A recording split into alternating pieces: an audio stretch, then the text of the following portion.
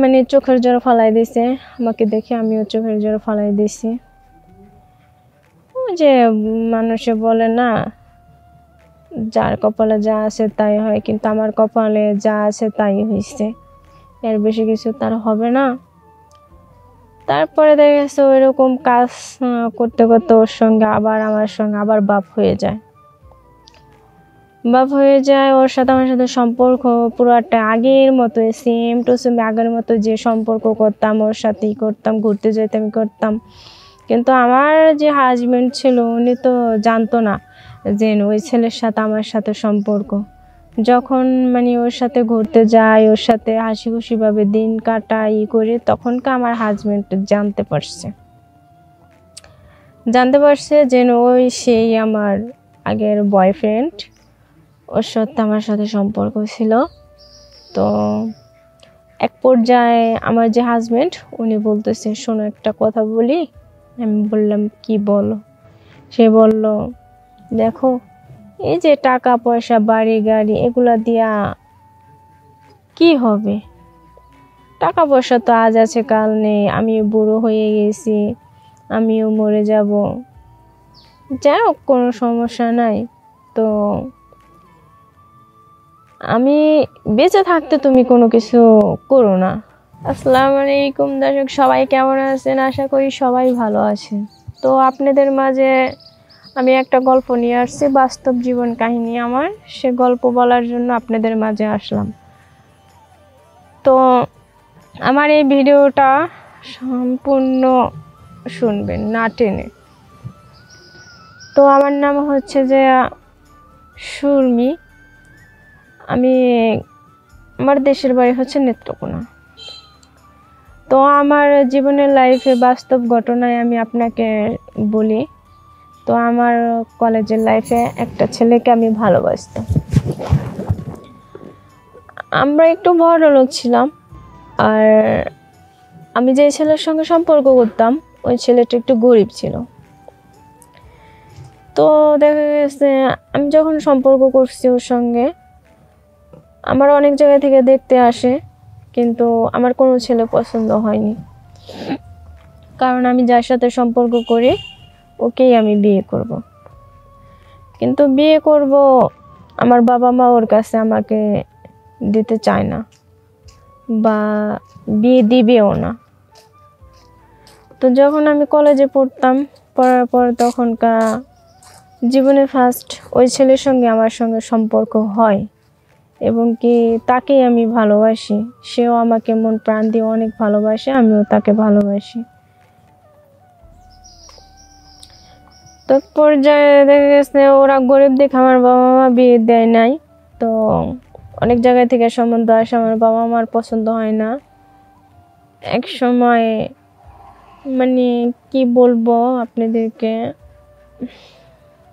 সে একজন সরকারি চাকরি করে।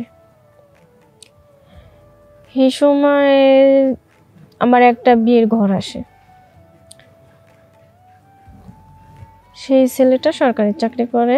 তো ওই ছেলের সঙ্গে আমার সঙ্গে বিয়ে ঠিক হয়। ঠিক হওয়ার পর আমার বাবা মা তার সঙ্গে বিয়ে দেয়। বিয়ে দেওয়ার পরে তারপরে 15 বছর পর, বিয়ের 15 বছর পর ঠিক আছে, তারা তো অনেক বড় লোক, অনেক জায়গা জমি ধন সম্পদ অভাব নাই। বিয়ের 15 বছর আমাদের কেটে যায়। এখন এগুলা তো সে তো বুড়ো হয়ে গেছে 15 বছর পরে, আমি তো এখন একটা ইং বয়সের মেয়ে। এখন তারে বললাম যে দেখো, তোমার তো বয়স হয়ে যাইতেছে, তুমি একটা কাজ করো, একটা কাজের লোক রাখো। পরে বলল যে হ্যাঁ ঠিকই তো বলছো, যে কাজের একটা তো লোক রাখতেই হয়, কাজের লোক যদি না রাখি তাহলে তো কিছু করা যায় না। বললাম হ্যাঁ ঠিক আছে, তাহলে একটা কাজের লোক রাখো, কোনো সমস্যা নেই। সে কাজের লোকের জন্য একজনের কাছে খোঁজ লইছে। খোঁজ লওয়ার পরে তারপরে সেই কাজের লোকটাকে আনলো আমাদের বাসায় 15 বছর পরে। বাসায় আনলো, আনার পর মানে আমার হাজবেন্ড আমাকে ডাকতেছে যে মানে ওনাকে আমার সঙ্গে পরিচয় করাই দিবে, ওনাকে খাবার দিতে হবে।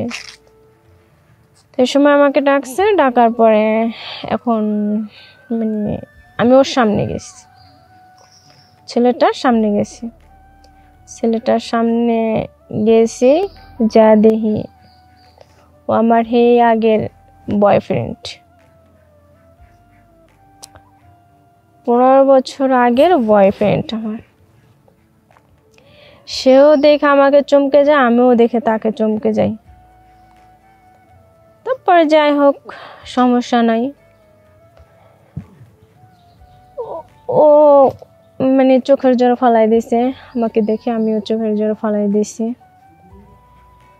যে মানুষে বলে না, যার কপালে যা আছে তাই হয়, কিন্তু আমার কপালে যা আছে তাই হয়েছে, এর বেশি কিছু তার হবে না। তারপরে দেখা গেছে ওইরকম কাজ করতে করতে ওর সঙ্গে আবার আমার সঙ্গে আবার বাপ হয়ে যায়। ওর সাথে আমার সাথে সম্পর্ক পুরোটা আগের মতো, সেম টু সেম আগের মতো যে সম্পর্ক করতাম ওর সাথেই করতাম, ঘুরতে যেতাম করতাম।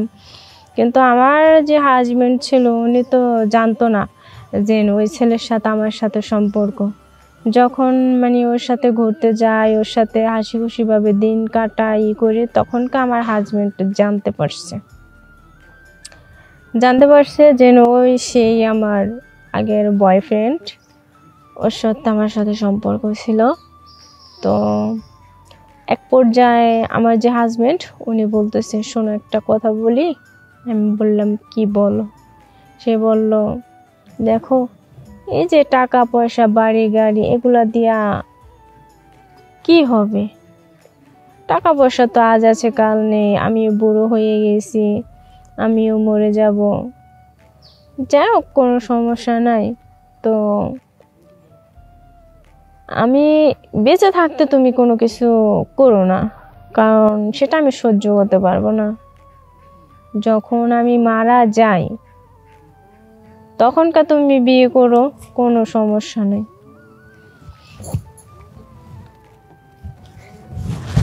ঠিক আছে? সে বললো যে যখন আমি মারা যাই তখনকার তুমি বিয়ে করো।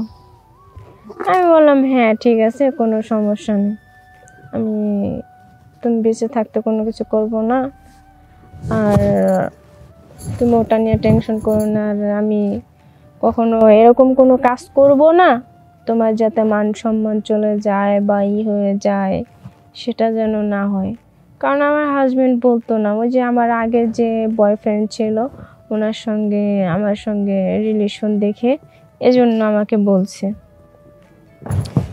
তারপরে যাই হোক, দেখা গেছে এখন সেও মনে করেন আস্তে আস্তে অনেক বুড়ো হয়ে গেছে। বুড়ো হয়ে যাওয়ার পরে তারপরে তার অনেক অসুস্থ হয়ে পড়ছে। সে অসুস্থ হয়ে পড়ছে, তারা অনেক ডাক্তার ফকির যাই হোক দেখালাম। দেখানোর পরে উনি কোনো মতেই মানে সুস্থ হইতেছে না। সুস্থ হওয়ার না কারণে সে মারা গেল, আমার হাজবেন্ড মারা গেল। মারা যাওয়ার পরে তারপর আমার আগের যে বয়ফ্রেন্ড ছিল ওনার সঙ্গে আমার বাবা মা বিয়ে দিল। তারপর বিয়ে দেওয়ার পর তারপরে মানে আমি তখন আমার বাবা মাকে বললাম, শোনো, ভালোবাসা এমন একটা জিনিস, ধনী আর গরিব নেই, ভালোবাসা তো ভালোবাসাই। কিছু মানুষ আছে টাকা পয়সা চায়, কিছু মানুষ আছে সুন্দর একটা মন, ভালোবাসা খুঁজে। আমি তো টাকা পয়সা চাইনি, আমি চাইছিলাম একটু ভালোবাসা। তোমরা এই বয়স্ক একটা বেটার সাথে আমার সাথে বিয়ে দিলা, তারপরে বড় লোক দেখে বিয়ে দিলা। কই আজকে সে তো আমার কাছ থেকে অনেক দূরে, আজকে তো আমি আরেকজনকে নিয়ে এখন তো ঘর সংসার করতে পারছি।